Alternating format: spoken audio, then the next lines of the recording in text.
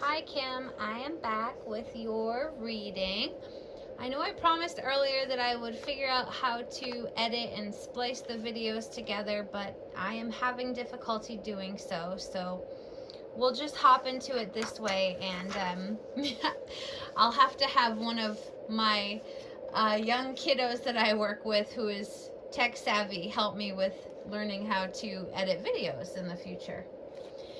So, as I mentioned before, we had those initial energies come out, which were Astara, Mystique, and Merlina.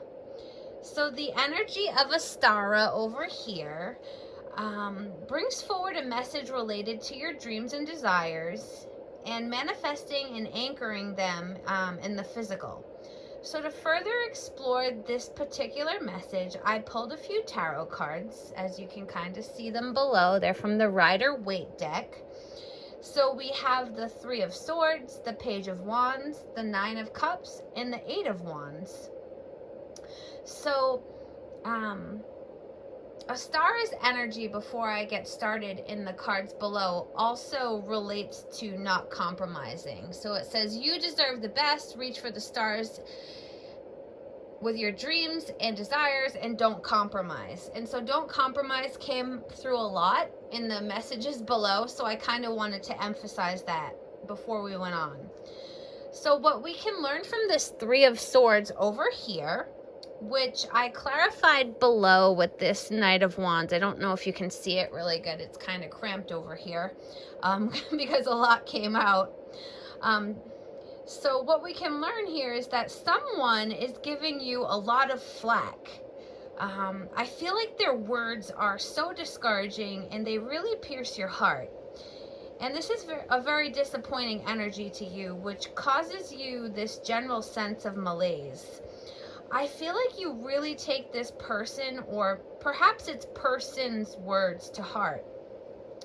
So what you need to remember here is compromise, compromise, compromise. Do not compromise yourself or your beliefs or your virtues or your desires or your dreams, because this Knight down here really speaks to your energy, your passion, your enthusiasm for your life's purpose or this mission that you're on. And if we think about knights are decorated in a protective armor. They are ready for a battle. So the metaphor here is that you have the essence of this knight. You are brave, you are fierce, you are protected, you are ready to charge ahead. So don't compromise your passion or your sovereignty to appease these harsh critics. Remember that their words of truth are not your words of truth. And you are not responsible to compromise your beliefs to accept these other people's beliefs as your own. These are merely their projections of their own fears and insecurities. So really, from these two cards right here, this is encouragement for you to stick to your path. You are on a trajectory that aligns with your divine life purpose, and don't let anybody get in the way of that. There are always going to be critics, and there are always going to be people who are out of alignment with you or who don't understand. But just know that you are on this right path. And honestly, Kim, trust spirit and the signs that you get more than you trust people, because people have a lot of factors in the way. You know, they have emotion and thought, and spirit doesn't have that. They are divinely connected. So I would trust their opinion more. I always do. I always say that. So you're on the right path, and it aligns with your divine life purpose. And that's why you feel such passion about your desire and your dream. So let's move over to this next clarification card, which is the Page of Wands here.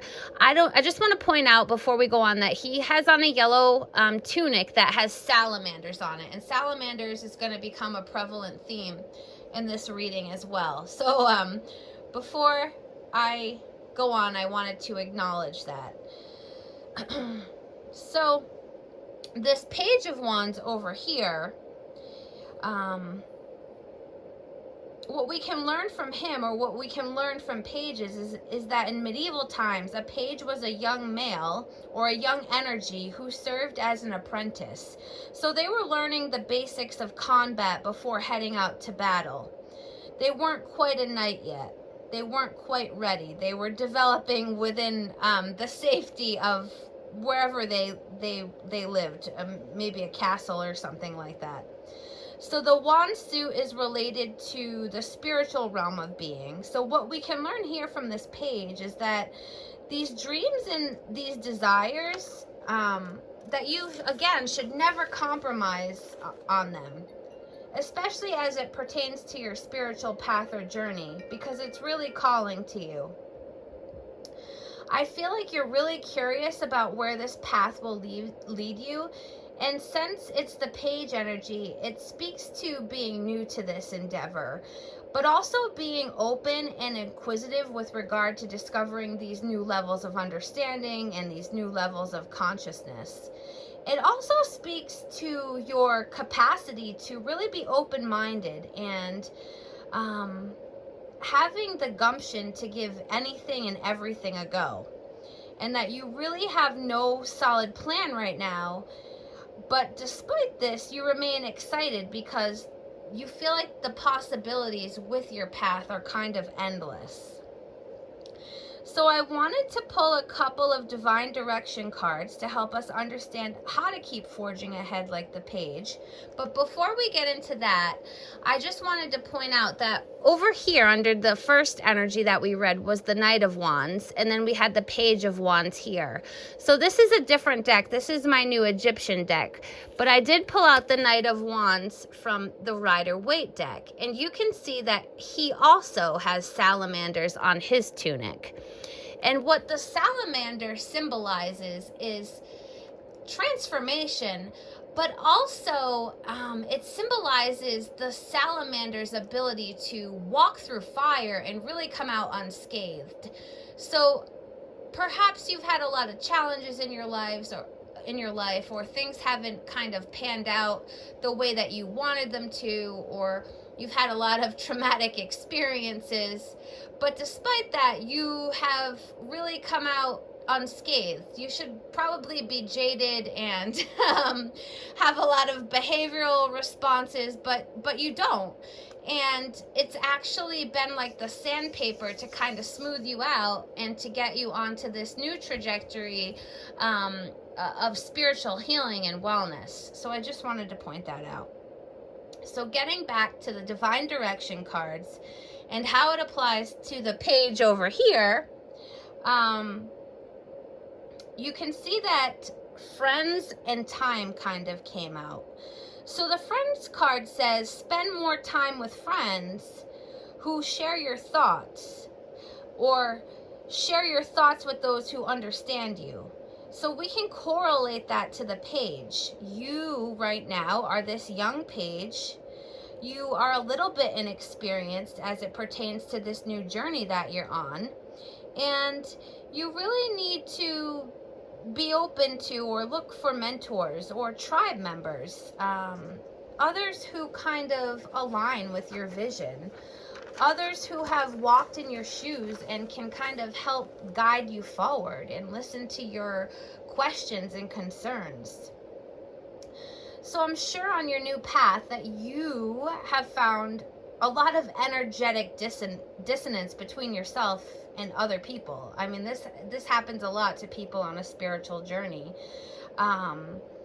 You know, you might feel this energetic dissonance between yourself and particular family members or friends or co-workers. And this energy tends to feel so heavy, and certain folks, they really just, you feel this way because you're no longer in alignment with them energetically, and they're kind of draining you. And like I said, this is really a commonality amongst awakening people, and it can feel really isolating. So what I want you to take away here is that there are friends, there are this tribe, there are these mentors who are around, and have faith that when the student is ready, so to speak, the teacher and these new comrades will appear. The next divine direction card that I pulled in correlation with this page is time. And I kind of chuckled when I read it because the statement below it doesn't really pertain to time. It actually reads, the universe is helping you to look for synchronistic events around you. Take this message right here as a sync or a wink from the universe, because we were literally just talking about your number synchronicities the other day. So this is just spirit, reaffirming that, those are indeed messages from spirit.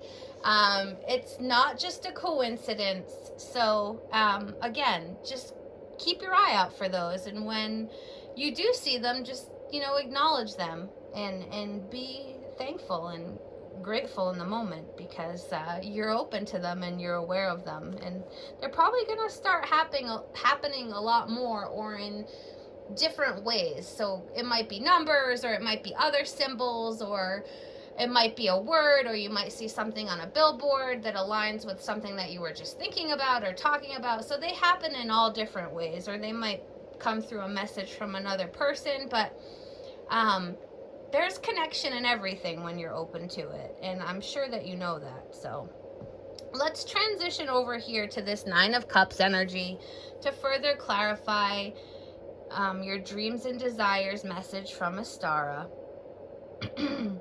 So this energy is in the reversed orientation, and simply what that means is that it just has the opposite meaning of its upright meaning, or its upright counterpart. So what we can gain to understand here is that you have all that you need materially, but you still feel as though that something is missing. Because of the surrounding clarification energies down here, I feel like this thing that is missing really has to do with a relationship. That instead of grasping that you have all that you need within yourself, you're still trying to seek fulfillment outside of yourself.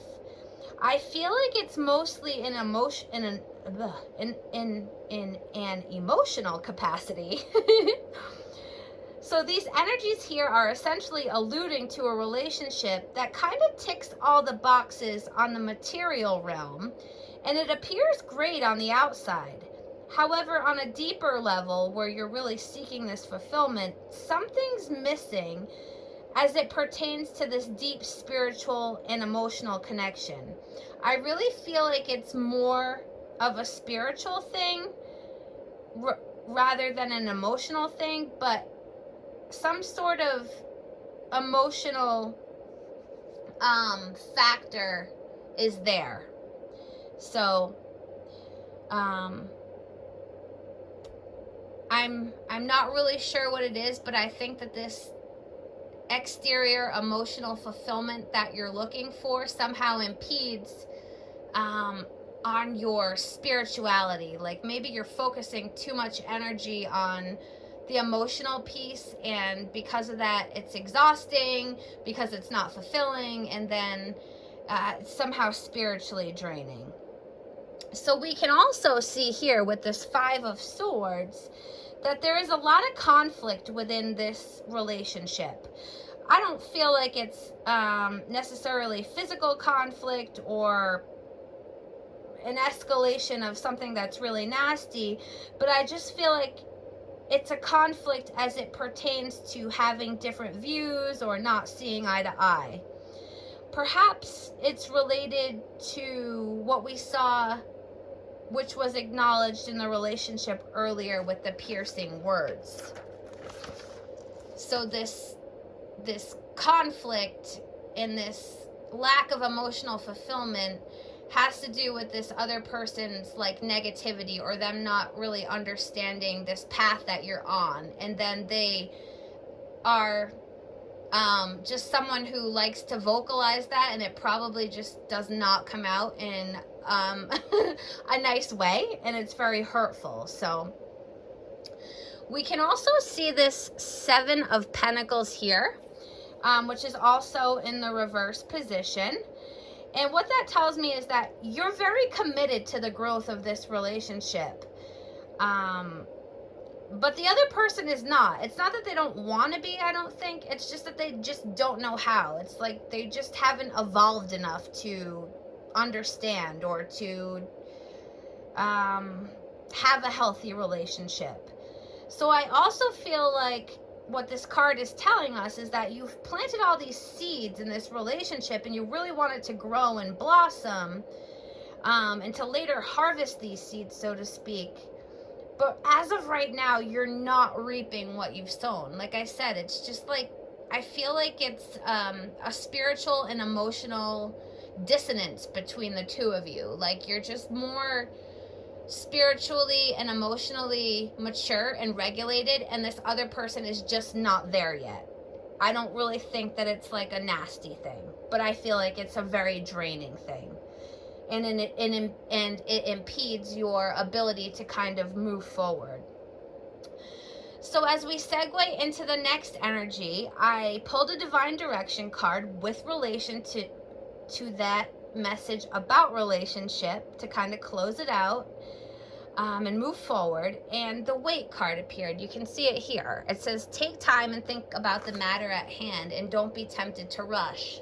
So although this relationship is not as fulfilling as it should be, wait it out, because we're all on this spiritual evolution, and you never know, that person might eventually wake up and do the work, because we all come from hard places and we all have this programming and these preconceived conditioned things that are passed down, and maybe they will wake up to that and become more in tune with you and develop themselves emotionally and spiritually, that way that they can have a fulfilling relationship themselves. So let's move over here. So you can see up top, moving to the last card to kind of clarify your angel message, you can see this 8 of Wands. So this speaks to fast-paced momentum forward, taking inspired action. And to further understand this energy, I wanted to pull a couple more energies, or a couple more clarification cards. So I pulled the 7 of Wands over here, actually the 7 of Swords, excuse me, and the High Priestess. And what we can learn here is that this 7 of Swords is related to strategy and strategic planning. So working in a way that relates to what you want to achieve. And what we saw over here before was that you didn't really have a plan. You have somewhat of a plan, but you don't really have a concrete plan or a concrete goal plan where you have like these steps to what you want to achieve. So perhaps creating a strategic plan will help you to have this really fast movement forward and this growth that you're really seeking, and this clarity, because this energy is clarified by the High Priestess over here. And the High Priestess is all about spiritual enlightenment, intuition, your inner light. And I feel like you will rapidly move toward a higher level of these attributes when you remove the barriers that are muddling you up. So these barriers over here with the relationship and the harsh words and, that type of thing. So what you can learn from the High Priestess is that she always trusts her feelings. She trusts her intuition, and she's really encouraging you to trust and embrace yours. So I feel like there might be another blockage at this time, and that blockage is in relationship to your connection with your higher self, which I feel like we're all trying to work on and evolve, and that's a big goal for all of us. And there are many practices to do this or to enhance this connection, but for you, I feel like it's really related to this fear you have of trusting your truth and dismissing the truths of other people. So screw what other people think.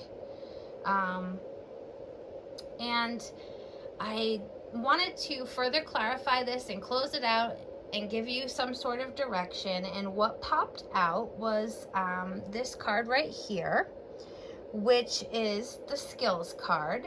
So to give you a little bit of advice, perhaps you can develop new skills, mostly to preserve yourself. So this might pertain to setting limits or healthy boundaries, or learning to transmute heavy energy, or learning to acknowledge other people's truths, but also acknowledge your own, and know that everybody's on a different path and a different journey, and that everybody's allowed to have their truth, whether it aligns with your truth or not. So just another message about that. So we'll move over here to Mystique, which is another angel card, and she is telling you to keep charging ahead and not to take no for an answer. So don't compromise your desires and dreams, and keep moving forward, because when you keep moving forward, miraculous solutions are going to appear once you kind of transmute all of the negativity over here. To further clarify this card, I did pull a couple of positive affirmation cards, and the first one says, today I'm capable. Today I will accomplish every goal that I set for myself. So this kind of aligns with what we talked about over here, creating that strategic plan or that goal plan that is going to help you to take the steps that you need to align with, your greater life purpose. And then I also pulled this card over here, which says, today I am respectful. Today I will acknowledge other people's thoughts and feelings as well as my own. So again, we can apply that to over here and the truths that we talk about. So you can acknowledge other people's truths and not, embody them. And you can also acknowledge your own, and that's fine. And that's actually great. And then we have this last energy over here, which was Merlina, and she talks about being confused, and you also talked about, the lack of clarity. And essentially that card says that you're confused or you're indecisive because you don't have enough information, and that you can rectify this by either doing research or seeking expert advice from your friends and your tribe over here before making a decision. And I just pulled a few more divine direction cards. I actually just wanted to pull 2, but a few came out, or 4 came out. I'm just going to shift the camera a little bit. So we have signs. So signs, your past loved ones are never far from you, and notice the signs that they send you. So again, those numbers and those synchronicities that you see, and maybe other signs, they're kind of personal, and you'll know what they're talking about. The other one is home. So it's time to change something in your home environment. Perhaps that relates to like your body, like changing something in your body or something in your physical home or something with your family. So it's time to kind of change things up. Maybe that's related to establishing those healthy barriers so that you can protect your home or your temple. Then there's protection. So this kind of goes along with the signs. You're not alone. You're being looked after by your spirit guides and angels, and they're here to protect you. And then the last one is ask. So it's okay to ask for help. It's not a sign of weakness. So again, that kind of might correlate to your spirit guides, asking for help from them, or asking for help from your tribe. Whatever resonates with you. I'm going to pull a final angel card, or maybe a couple, we'll see. A lot of cards tend to jump out for you, and I don't like to always read all of them, but I felt like they applied in your case. So let's see here. Any other final messages for Kim? Ooh. We're all jumbled up over here. Any final messages for Kim, Spirit? Any final messages for Kim want to pop out? Let's see. Okay. So we have Isaiah, and Isaiah says it's a good time to give birth to new ideas and situations in your life. And when you are doing this, know that Spirit is watching over you and protecting you during these changes. So perhaps these new ideas speak to what we saw over here, when you're open to all these possibilities and you're willing to give anything and everything a try. And I think that's where your high priestess intuition is going to come in. You know, it's a really creative energy, and you never know where the spiritual path is going to take you. Are there any other messages that want to come through about a direction for Kim? Any other messages about direction?